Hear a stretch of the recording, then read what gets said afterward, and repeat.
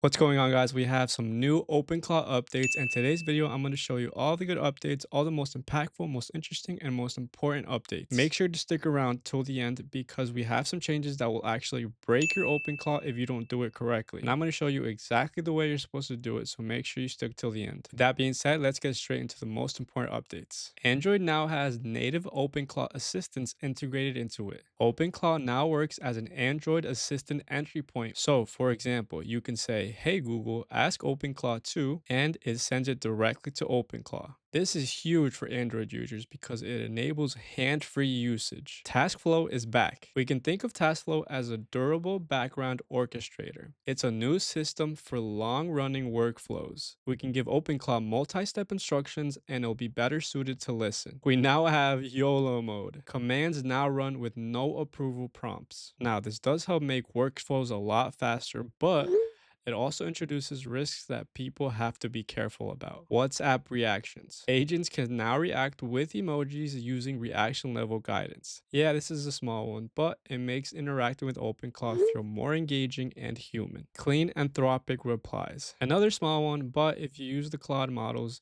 then the thinking tags have been removed from its outputs. It's cleaner, more professional, and it responds without the internal reasoning dialogue. WhatsApp push notifications. Users have regained push notifications while running OpenClaw, as previously some of the WhatsApp push notifications were not being sent. And last but not least, these are the breaking changes that I was talking about.